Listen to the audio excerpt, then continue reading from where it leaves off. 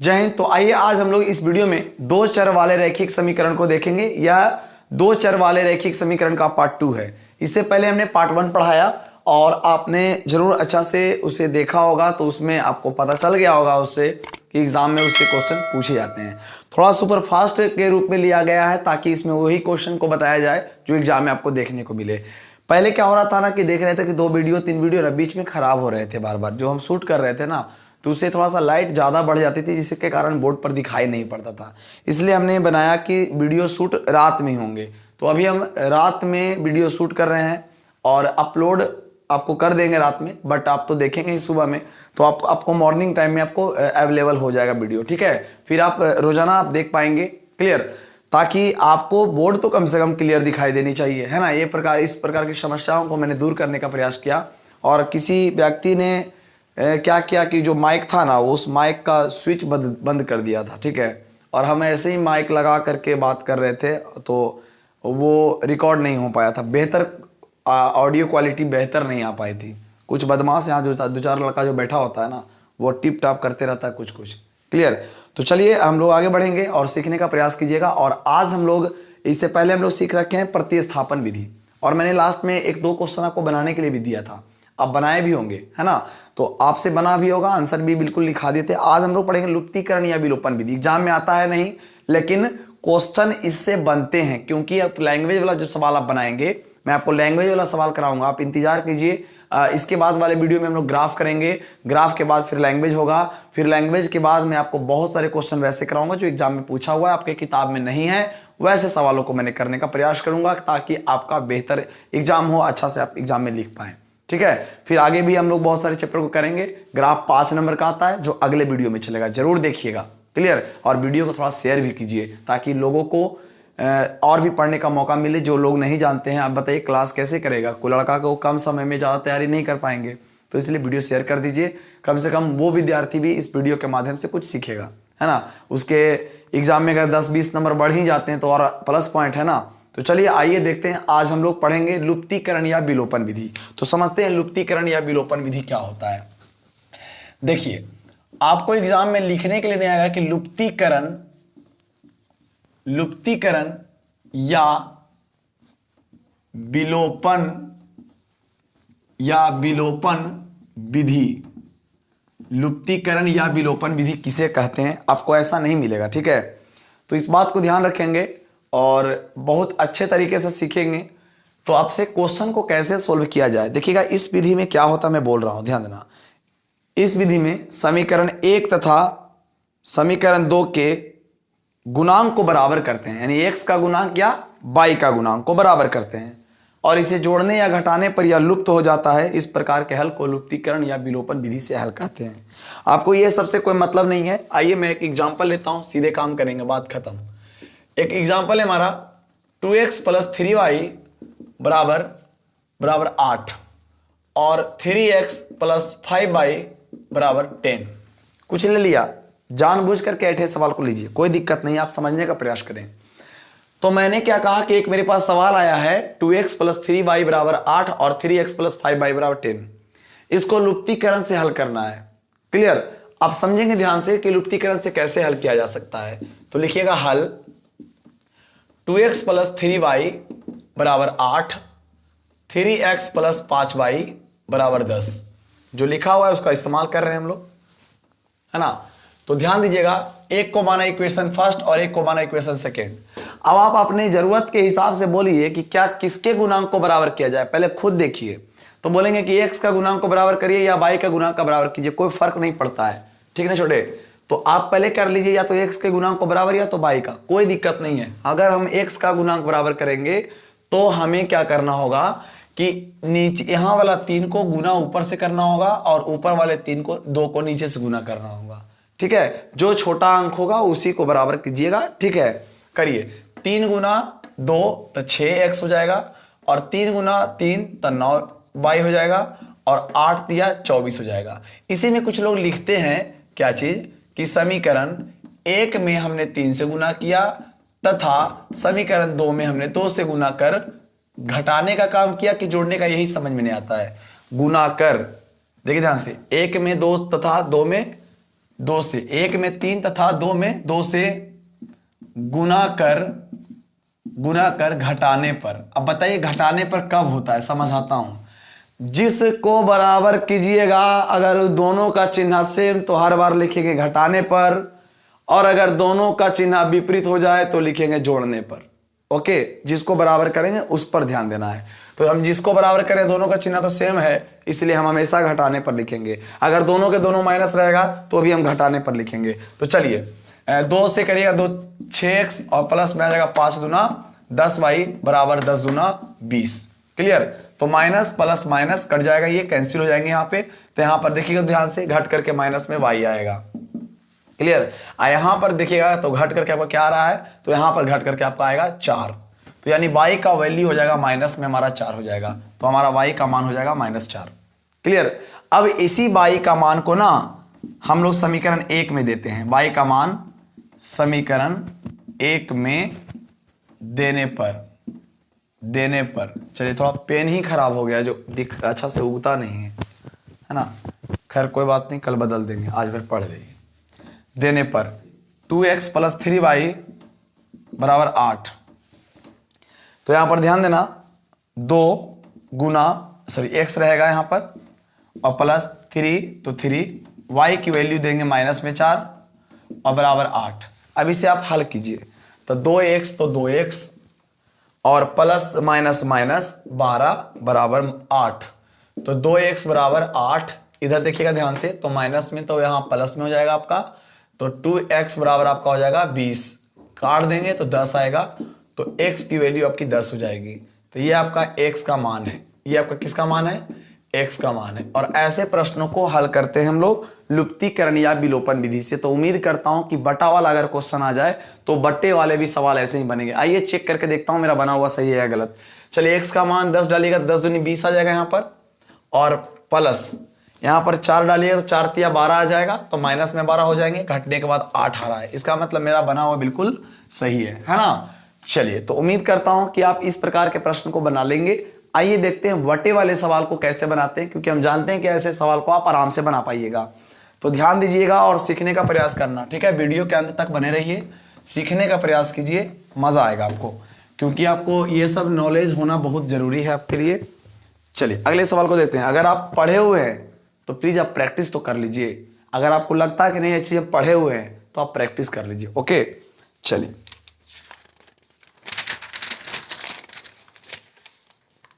देखिए, एक सवाल है हमारा 4/x + 3y बराबर में 14, और लिखा हुआ है 3/x माइनस में 4y बराबर 23। कहता है हल करें, और 2014 में पूछा हुआ है, 2014 में पूछा हुआ है, और सीधे कहता है हल करिए। बताइए यार, ना तो लुप्तीकरण बोला है, ना तो प्रतिस्थापन बोला, कुछ बोला ही नहीं है। तो बताइए, आपको जब कुछ बोला ही नहीं है तो आपको कौन सा मेथड आसान लगता है? तो बिल्कुल कहिएगा कि हमको आसान लगता है लुप्तीकरण या विलोपन विधि। तो उस विधि को आप कैसे बनाएंगे? या तो आप इसको बराबर कीजिए या तो फिर आप इसको बराबर कीजिए। तो आप कहेगा वो गधा थोड़ी ना है जो इसको बराबर करेंगे, ये तो साफ साफ दिखाई दे रहा है कि इसको बराबर करना आसान है मेरे लिए। तो आप एक को मानेंगे इक्वेशन फर्स्ट और एक को मानेंगे इक्वेशन सेकेंड, और ऊपर 4 से गुना और नीचे 3 से गुना। क्लियर? तो करेंगे तो 4 चौका 16 हो जाएगा, तो 16/x और प्लस यहां लिखिएगा तो यहां पर क्या हो जाएगा, देखिए अब आप चाहें तो हिंदी भी लिख सकते हैं। समीकरण 1 में हमने क्या किया, 4 से गुना किया, तथा समीकरण 2 में हमने क्या किया, 3 से गुना किया, है ना। गुना कर क्या करने पर, जोड़ने पर कि घटाने पर। तो अभी मैंने क्या कहा, अगर जिसको हम बराबर कर रहे हैं अगर उसका चिन्ह क्या रहे, अलग अलग रहे, तो हर हाल में जोड़ने पर लिखेंगे, जोड़ने पर। ठीक है, चलिए, क्योंकि घटाने में चिन्ह चेंज होता है बाबू, घटाव में चिन्ह क्या होता है, चेंज होता है, जबकि जोड़ में चिन्ह चेंज नहीं होता है। इसलिए इससे पहले वाला सवाल में हमने चिन्ह चेंज किया था सबका। आइए, तो 4 चौका 16 हो जाएगा, और बटा में x हो जाएंगे, और प्लस में 4 तिया 12 हो जाएगा, और y बराबर 14 से करेंगे तो 14 से गुना करिएगा तो 14 चौके 56 हो जाएगा। चलिए अब ध्यान दीजिएगा, और अब यहां पर 3 से करिए, 3 तिया 9 x होंगे, और प्लस माइनस माइनस हो गया ये तो, और 4 तिया कितना होता है, 4 तिया 12 हो जाएगा y, और बराबर 23 तिया 69 होता है, तो 69 हो जाएंगे। अब आराम से कट गया। इसमें चिन्ह चेंज क्यों नहीं किए? इसलिए नहीं किए क्योंकि दोनों का चिन्ह पहले से अलग अलग था। अब बताइएगा, जिसका हर बराबर होता है ना, अरे जिसके हर बराबर होते हैं ना उसका अंश ऐसे ही जुट जाता है। तो सीधे बोले ना 16 9 25 बटा x बोल दीजिए डायरेक्ट। कोई दिक्कत है क्या? बिल्कुल नहीं। एलसीएम लीजिएगा तो x ही आएगा ना। चलिए यहां पर ध्यान देंगे तो 9 6 15 के 5 हाथ में 1 और यहाँ हो जाएगा 6 6 12 हो जाएगा, 125 आएंगे यहाँ पर। तो आप यहाँ पर काट दीजिए 25 से कीजिएगा तो कितना बार में हो जाएगा? 25 से 5 बार में हो जाएगा। तो यहाँ पर आ जाएंगे आपका 1 बटा x बराबर 5 बटा 1। क्रॉस मल्टीप्लीकेशन मत कीजिए, 1 बटा 1 से इसको उलट दीजिए तो ये भी उलट जाएगा। तो x का मान हो गया 1 बटा 5। ओके, तो चलिए देखते हैं आगे। अब इस x का मान ना, x का मान समीकरण 1 में डालिए या 2 में डालिए। तो हम 1 में देने पर लिख रहे हैं, 1 में देने पर। तो 1 दीजिएगा तो आपका 4 बटा x हो जाएगा और प्लस 3y और बराबर 14 हो जाएगा। क्लियर? तो हम क्या करेंगे छोटे, यहां पर 4 रहेगा। अब बटा यहां पर देखिए 1 बटा 5 रहेंगे, मान देंगे ना x का मान 1 बटा 5 प्लस में 3y और बराबर 14। अब आप क्या करोगे, ध्यान दीजिएगा, यहां पर जिनको नहीं समझ में आता उनके लिए, ऊपर में 4 है तो 4 दिखेंगे, भागा है तो गुना, 5 ऊपर आएगा 1 नीचे आएगा, प्लस में 3y बराबर यहाँ 14 हो जाएंगे। तो 3y बराबर 14 देखिएगा तो 5 चौका 20, इधर 20 प्लस में तो उधर जाएगा 20 क्या चीज में, तो माइनस में जाएंगे। तो यहाँ पर हो जाएगा आपका y बराबर, यहाँ पर घटाइएगा तो माइनस में 6 आ जाएगा और यहाँ पर आ जाएगा बटा में तो गुना में तो भाग में, 3 दूना 6, तब y का मान आएगा -2। किसी प्रकार के किताब का आंसर आपको देखने की जरूरत नहीं है, आप चेक कीजिए खुद से कि क्या आपका बना हुआ सही है या गलत। आइए चेक करके देखते हैं। इसमें यहां पर x का मान डालेंगे छोटे तो 20 आएगा, पक्का 20 आएगा। क्यों? 1 बटा 5 उलट देंगे तो 5 चौका 20 प्लस, यहां देखिए y का मान क्या आया -2। अगर यहां -2 करेंगे तो 3 दूना 6 होगा और इसमें 6 जाएगा तो कि 14 बचता है कि नहीं बचता है। इसका मतलब मेरा बना हुआ बिल्कुल सही है। इस तरीके से आप बना पाएंगे। ओके, तो उम्मीद करता हूं कि अगर बटे वाले सवाल भी आए तो आप बना लीजिएगा। देखिए सीखने का तो बहुत कुछ सीखना है इसमें भी है ना। सीखने के लिए लुप्तीकरण विधि में बहुत कुछ सीखना है। बड़े बड़े अंकों को कैसे सोल्व किया जाता है, जब बहुत बड़ा अंक हो, जैसे ऐसे हो 676 हो प्लस 588 हो, तो एक इस पैटर्न पे होते हैं, समझा, एक पैटर्न पर बना होता है ऐसे क्वेश्चन को। तो ऐसे क्वेश्चन को बराबर नहीं करते हैं, एक बार जोड़ते हैं तो इक्वेशन फर्स्ट बन जाता है, एक बार घटाते हैं तो इक्वेशन सेकंड बन जाता है। ये सब एग्जाम में आते नहीं, इसलिए इसको हमने नहीं बताने का काम किया। अगर इसको बताने का काम करता हो तो पहले से वीडियो पड़ा हुआ है, उसमें हम बता रखे हैं, ठीक है, लेकिन इसमें बताने का कोई फायदा नहीं बनता है। आइए देखते हैं वज्र गुणन विधि बहुत इंपॉर्टेंट है। और वज्र गुणन विधि क्यों इंपॉर्टेंट है, एग्जाम में निश्चित रूप से पूछ देता है, इसलिए इस बात को ध्यान रखेंगे कि ये एग्जाम में पूछने की दृष्टि से नहीं है। देखिए पूछ दिया हालांकि 2014 में, मैं कह रहा हूं कि पूछने की दृष्टि से मत पढ़ो, आपको इतना तो आना ही चाहिए। जब तक इतना नहीं आएगा तो आप कैसे लैंग्वेज वाले प्रॉब्लम को सोल्व कर पाइएगा, है ना। तो जल्दी से पहले इसे आप नोट कर लीजिए, उसके बाद हम लोग आगे बढ़ते हैं। देखिए वज्र गुणन विधि को कैसे बनाया जाता है। वज्र गुणन विधि को मैं डिटेल से लॉन्ग से इसे प्रूफ करके बताता हूं कि कैसे इसे बनाया जाता है, बट इतना समय नहीं है कि आपको मैं प्रूफ करके बताऊं, आपको उतना समय भी नहीं है पढ़ने का फालतू चीजें। तो आइए देखते हैं हम लोग सवाल को। वज्र गुणन विधि से अगर एग्जाम में क्वेश्चन आ जाए तो आप कैसे बनाइएगा। बाबू ध्यान से सुनना सीखना, क्योंकि ये इंपॉर्टेंट है एग्जाम के लिए। देखिए 2017 में पूछा हुआ पहले तो, हालांकि 2017 में नहीं, बहुत सारे एग्जाम में पूछे हुए हैं, ऐसा नहीं कि सिर्फ 2017 में, 2019 में, 2018 में, 2015 में, उसे भी पहले बहुत बार पूछा गया है ना। तो ऐसा आप दिमाग में ना रखें, कैसा भी क्वेश्चन हो आपसे बनेंगे। ध्यान दीजिएगा बोर्ड पर। इसको बनाने के बहुत सारे तरीके हो सकते हैं। इसका मान एक आता है, उस मान को याद करके उसके मान में वैल्यू डालेंगे, आंसर हो जाएगा। आपको ये सब फालतू बात को कोई ध्यान नहीं देना है, आपको ध्यान देना है कि बनाना कैसे एग्जाम में। ओके, तो आइए सबसे पहला काम कीजिएगा ना, इसको हल करते समय इसे मानक रूप में आप लिखने का काम करेंगे। अर्थात 8x प्लस 5y प्लस में तो माइनस में 9 लिखिएगा और इसको कहिएगा इक्वेशन फर्स्ट। इसको क्या कहिएगा, इक्वेशन फर्स्ट कहिएगा। बोलिए, उम्मीद करता हूं यहां तक समझ में सबको आया होगा। उसके बाद आप करिएगा 3x प्लस में 2y और प्लस में तो माइनस में 4 बराबर 0। देखिए इसको बनाने के ना बहुत सारे तरीके हैं और हर टीचर अलग अलग तरीके बताते हैं। इसका मतलब ये नहीं कि वो गलत बता रहे हैं, बिल्कुल सही बता रहे हैं। बस आप सोचिए कि आप किस तरीके से ज़्यादा जल्दी सीख पाएंगे, उस पर फोकस कर रहा है। ओके, और जो मैं आपको बताने जा रहा हूँ, प्लीज़ आप रिक्वेस्ट करता हूँ आपसे कि 1-2 बार इस पर प्रैक्टिस कर लीजिएगा ना, बिल्कुल हलवा लगेगा आपको। ठीक है, ध्यान दीजिए। आप क्या करोगे, यहां पर आपको एक प्रक्रिया को अपनाना पड़ेगा। अगर इस प्रकार के प्रश्न को बनाना है और परीक्षा में नंबर लाना है तो एक प्रक्रिया से गुजरना होगा। एक बार हम एक्स को करते हैं क्या चीज, हाइड करेंगे, एक बार वाई को हाइड करेंगे, एक बार अचर पद को हाइड करेंगे। अर्थात एक बार छिपाना है आपको एक्स को, फिर वाई को छिपाना है और किसको, फिर अचर पद को छिपाना है। और छिपा के करना क्या है, तो गुना करना है। कैसे, तो कुछ रूल है। क्या रूल है, 1-2 बार मैं दोहरा देता हूं, उसे आप याद कर लेंगे, और नहीं तो फिर आप लिखेंगे 1-2 बार तो आपको याद हो जाएगा। ओके, और बहुत भारी रूल नहीं है, 1-2 बार प्रैक्टिस कीजिएगा, ये आपका अपना हो जाएगा।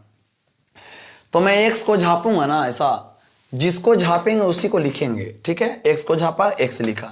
इसमें रूल है कि ऊपर नीचे को गुना करेंगे, और जब एक बार ऊपर नीचे गुना हो जाए तो फिर माइनस का चिन्ह देंगे। एक सूत्र होता है, जबकि यहां पर सिद्ध करने की जरूरत नहीं है हमारी। आप बोलेंगे कि ऊपर नीचे गुना करेंगे और फिर माइनस का चिन्ह देंगे, फिर नीचे ऊपर करेंगे। अर्थात याद रखिएगा कि एक्स को झापने पर ऊपर नीचे और फिर माइनस देकर के नीचे ऊपर गुना किया जाता है चिन्ह के साथ। तो आइए मेरे साथ आगे बढ़ेंगे। फिर बाई को झापेंगे तो आपको नीचे ऊपर और ऊपर नीचे गुना करना है। बाई को झापेंगे तो क्या करना है, नीचे ऊपर और गुना करने के बाद फिर माइनस का चिन्ह और फिर ऊपर नीचे गुना करना है। फिर अगर अचर पद को झापेंगे तो फिर वही प्रक्रिया अपनानी है, ऊपर नीचे नीचे ऊपर। अर्थात मैं एक लाइन में कहना चाहता हूं कि एक्स वाले को अगर आप हाइड कर रहे हैं, झाप रहे हैं, छिपा रहे हैं, तो आपको उसको ऊपर नीचे नीचे ऊपर गुना करेंगे। ओके, फिर अगर आप बाई को कर रहे हैं यानी बीच वाली राशि को कर रहे हैं तो नीचे ऊपर ऊपर नीचे करेंगे। ओके, और फिर अगर अचर को झाप रहे हैं तो ऊपर नीचे नीचे ऊपर। यानी समझ में आ गया कि ऊपर फर्स्ट को झापेंगे तो वही प्रक्रिया ऊपर नीचे नीचे ऊपर, और लास्ट को झापेंगे तो वही प्रक्रिया ऊपर नीचे नीचे ऊपर। लेकिन बीच वाले को झापेंगे तो नीचे को ऊपर से गुना, फिर ऊपर को नीचे से गुना करेंगे, और जब दो राशि को आपस में गुना करेंगे तो एक बीच में माइनस आएगा। ध्यान दीजिए मेरे साथ। चलिए, ये इसको झापा मैंने, 5 गुना 4 नहीं बोलेंगे, 5 गुना -4 बोलेंगे। बाई से कोई मतलब नहीं है। ठीक है, तो एक्स को हाइड किया हमने तो प्लस में 5 था, 5 गुना -4, तो यहां लिखेंगे 5 गुना -4।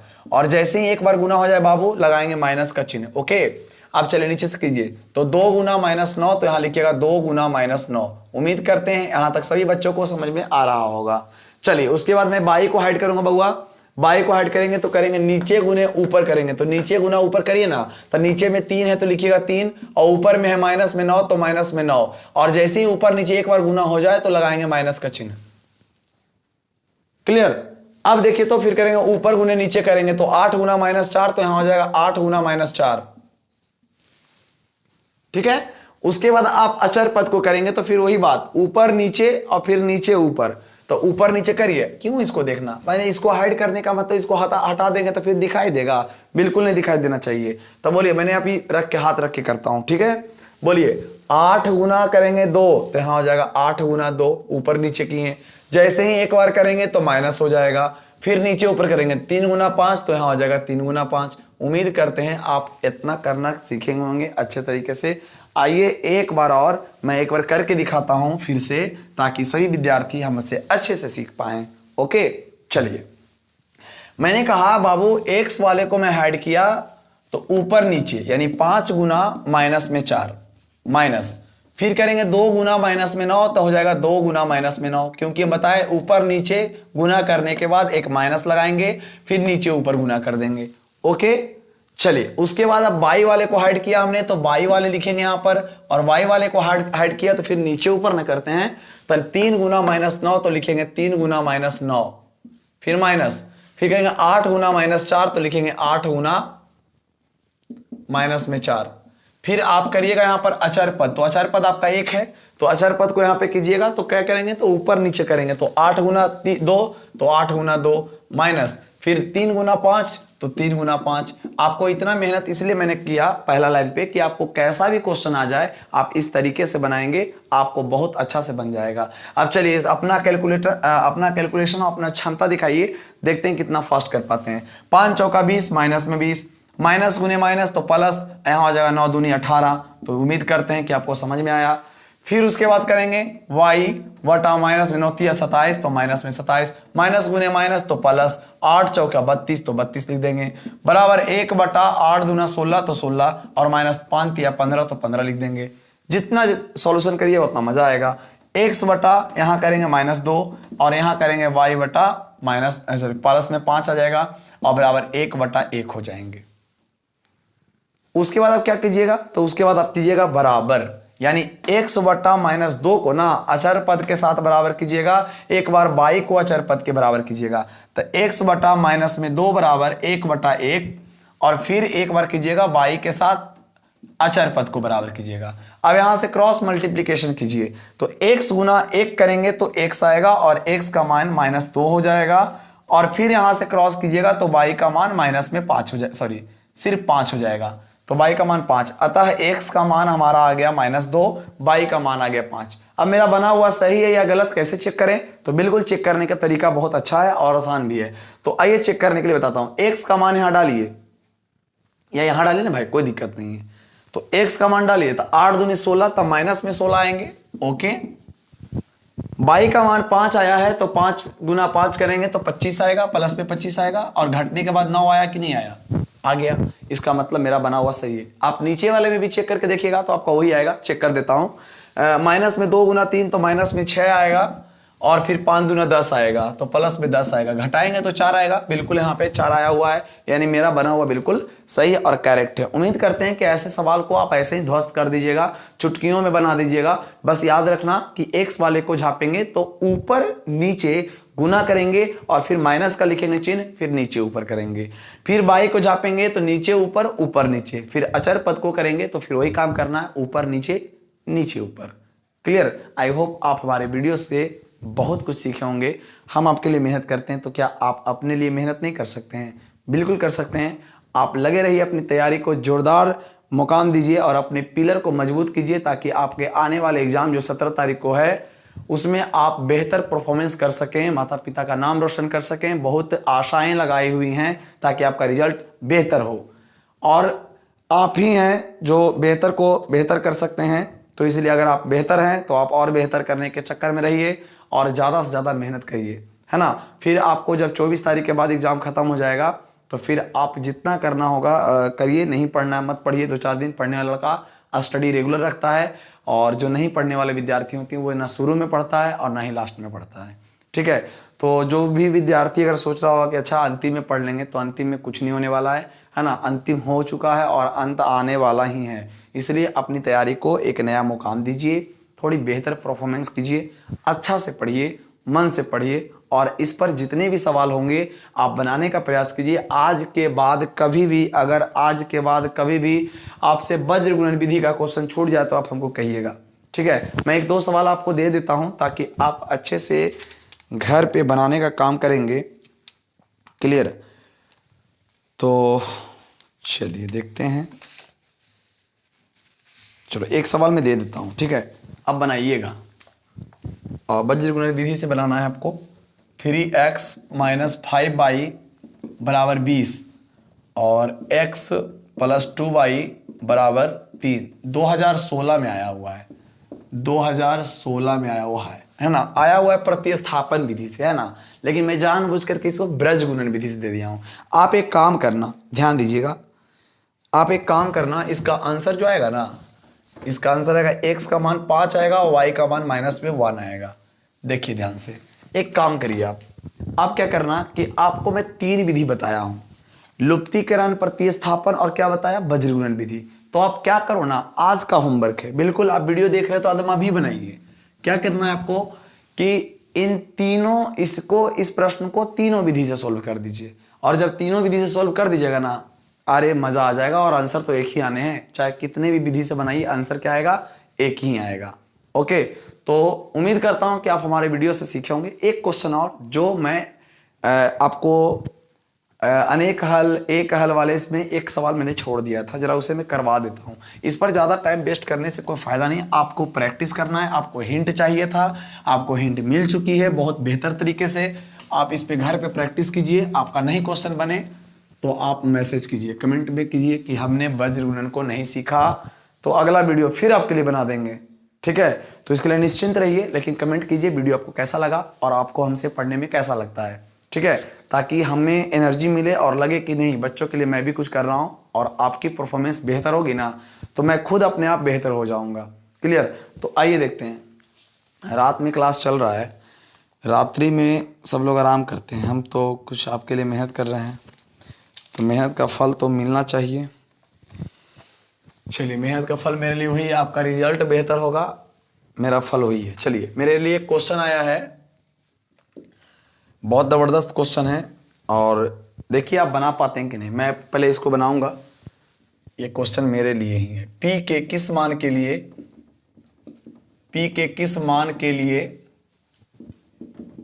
पी के किस मान के लिए, है ना, समीकरण 2x + 2y + 2 = 0 तथा 4x + py + 8 = 0 के अद्वितीय हल है। देखिए ध्यान से, कभी कहेगा अनेक हल है, कभी कहेगा अद्वितीय हल है। ठीक है ना, तो कभी आपको कहेगा अनेक हल है और कभी कहेगा अद्वितीय हल है। तो इस बात पर ध्यान देना और ध्यान दीजिएगा, बहुत इंपॉर्टेंट चीज़ है, और जब तक इसे नहीं सीखेंगे आप तक कैसे बना पाएंगे। तो आप ऐसे कीजिएगा, हल करके एक बार मैं लॉन्ग से कर देता हूं। ऑब्जेक्टिव में नहीं बल्कि सब्जेक्टिव में भी आता है क्वेश्चन, ऑब्जेक्टिव में तो आते ही हैं, तो ऑब्जेक्टिव में आएगा ना, तब बिल्कुल ऐसे ही आंसर बता दीजिएगा। बताता हूं कैसे। तो लिखेंगे 2x + 2y बराबर, प्लस में आपका हो जाएगा 2 = 0, तो यहां पर हो जाएगा 4x प्लस में py और प्लस में 8 = 0। आपको क्या करना है, कंपेयर करना है। जब तक कंपेयर नहीं करेंगे मजा नहीं आएगा। तो क्या करना है, ध्यान दीजिएगा। लिखा हुआ है 2x + 2y प्लस इतना लिखा हुआ है, जो लिखा हुआ मैंने माना कि चलो लिखा हुआ है कुछ, कहता है अद्वितीय हल है। तो अद्वितीय हल होने के लिए कुछ शर्त होता है, यानी कि अद्वितीय हल होने के लिए शर्त है। क्या है भाई शर्त, जरा देखते हैं हम भी, है ना। अद्वितीय हल होने के लिए शर्त होता है a1/a2 not is equal to b1/b2। ये ना होता है अद्वितीय हल होने के लिए। चलिए, a1 का मान आप डालिए 2 होता है, a2 का मान डालिए 4 होता है, not is equal to b1 का मान डालिए 2 होता है, b2 का मान डालिए p होता है। कटेगा तो काट दीजिए। यहां पर लिख दिए तिरछा तिरछी गुना, तो गुना कीजिएगा तब p naught is equal to 4 आएगा। यही आपका आंसर है। तो कहा है ना क्या, p के किस मान के लिए, p के किस मान के लिए इसके कितने हल होंगे, तो एक हल होना चाहिए। तो कहने का मतलब है ना कि अगर p के जगह पर अगर आप 4 दे दीजिएगा तो इसके कोई हल नहीं होगा।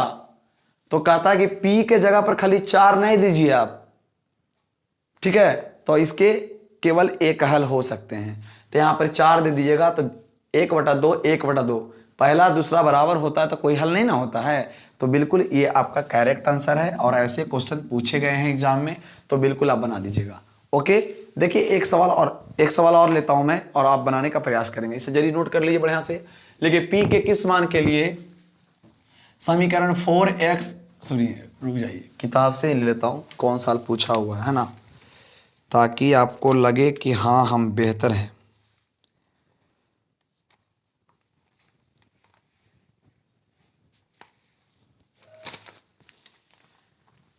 चलिए, क्वेश्चन आपका आ रहा है, देखिए एक मिनट ध्यान से। क्वेश्चन है 2x + 3y - 8 = 0 तथा 6x + py -3 = 0 के कोई हल ना हो। कहता p के किस मान के लिए इस समीकरण का कोई हल ना हो। ठीक है, अब ये बोलते हैं कोई हल ना हो, तो हम जानते हैं कि दिया हुआ है क्या चीज, तो कोई हल ना होने के लिए शर्त, कोई हल ना होने के लिए शर्त। तब पढ़े कोई हल ना होने के लिए शर्त। तो पहले तो समीकरण तो लिखिए, तो 2x + 3y बराबर -8 हो गया बराबर 0, और 6x प्लस में py -3 बराबर 0 हो गया। क्लियर। तो लिखिए कोई हल ना होने के लिए शर्त। तो जब कोई हल ना होने के लिए शर्त लिखेंगे छोटे, तो क्या होता है कि पहला दूसरा के बराबर होता है लेकिन तीसरा के बराबर बिल्कुल नहीं होता है। यही ना पढ़े हैं हम लोग। तो लिखेंगे क्या चीज, हम लोग वही काम करिए। पहले a1 का मतलब 2 हो जाएगा, इसका मतलब 6 हो जाएगा बराबर, यहां मान हो जाएगा 3, यहां मान हो जाएगा p। अब अगला से क्या मतलब आपको है, यहां तो पूछा है कि कितने कोई हल नहीं होने के लिए, बोला है कि p का कौन ऐसा मान रखे वहां पर कि कोई हल नहीं हो। ठीक है, तो p का मान रखेंगे, कोई हल नहीं होगा। बताता हूं, पहले एक बार लॉन्ग करके मैं शॉर्ट करना चाहूंगा, पहले लॉन्ग करूंगा उसके बाद। चलिए, तो 2 से 3 बार में कट जाएगा, 2 3 6, तब p का मान कितना आएगा 9। अब देखिए ध्यान से, p का मान 9 आ गया, आंसर सही है बिल्कुल, चेक करके दिखा देता हूं। अगर 2 तिया 6, इसका मतलब 1/3। यहां पर क्या रखें ऐसा कि भी 1/3 हो जाता, 9 रखेंगे था ना, 3 तिया 9 होगा। तो यही है कि पहला दूसरा के बराबर हो जाने पर उसके कोई हल नहीं होते हैं, तो यहां पर क्या रखा जाए, तो यहां पर 9 रखा जाए। ओके, अगर ऑब्जेक्टिव में आएगा तो ये सब सॉल्यूशन करने की जरूरत नहीं है, आप ऐसे ही अंदाज लगा करके आप कर लेंगे। लेकिन अगर आपको दिक्कत है तो आप जरूर ऐसा करने का प्रयास कीजिएगा, ताकि आपका 2 नंबर की भी तैयारी हो जाए और ऑब्जेक्टिव की तैयारी भी हो जाए। अगर इसी प्रश्न में कहता नहीं अनेक हल होने के लिए क्या शर्तें हैं, तो तीनों को बराबर करते, लेकिन आपको तीनों से बराबर से क्या मतलब था, केवल 2 से काम करते। क्लियर। तो ज्यादा मजा आता, लगता कि अरे बहुत अच्छा चीज सीखे हैं। क्लियर है ना। तो उम्मीद करते हैं कि ऐसे सवाल आपने सीखा, और अगले क्लास में हम लोग ग्राफ लेके चलेंगे। ग्राफ 5 नंबर का आता है ना बुआ। जो लड़के हमसे नहीं सीख पाए ग्राफ, या पहले कहीं सीखे होंगे और अगर नहीं पढ़ पाए, तो बिल्कुल ग्राफ आपको बेहतर तरीके से सिखाएंगे। और आप अगर मेरे चैनल पर नए हैं तो प्लीज़ हमारे चैनल को सब्सक्राइब कीजिए, क्योंकि बहुत सारे लोग हमारे वीडियो को देखते हैं बट सब्सक्राइब नहीं करते हैं। लोगों को जुड़ना, जैसे जैसे लोग जुड़ते हैं ना, तो मुझे लगता है कि नहीं, मैं एक विश्वास का बंधन बनते जा रहा है, और लगता है मैं और मेहनत करने के लिए इच्छुक होता हूँ, है ना। इसे देखते हो, अभी भी रात्रि में मैं वीडियो शूट कर रहा हूँ। ठीक है, कहीं अगर अगल बगल वाला सुनता होगा तब बोलता होगा कि क्या पता नहीं क्या क्या बोल रहा है कि नहीं। क्यों, गाँव ना है जी, शहर नहीं ना है, तो इसलिए ऐसा हम लोग जानते हैं। तो खैर कोई बात नहीं, धीरे धीरे कुछ ना कुछ करके विकास करेंगे, आपको भी विकसित करेंगे। आपके डेवलपमेंट में ही हमारा डेवलपमेंट है। अगर आप विकास करिएगा तो ऑटोमेटिक मेरा विकास हो जाता है। क्लियर है। तो आज के लिए बस वीडियो में इतना ही, और अगर वीडियो अच्छा लगे तो वीडियो को प्लीज़ लाइक कीजिएगा, और अगर आपको इच्छा हो तो प्लीज़ शेयर कर दीजिए, ताकि लोग देख पाएँ और ज़्यादा से ज़्यादा लोग जुड़ पाएँ हमसे, और मुझे एनर्जी मिले और मैं आपके लिए बेहतर कार्य कर सकूँ। ठीक है, तो आज के लिए इस वीडियो में इतना ही, मिलते हैं नेक्स्ट वीडियो में। जय हिंद।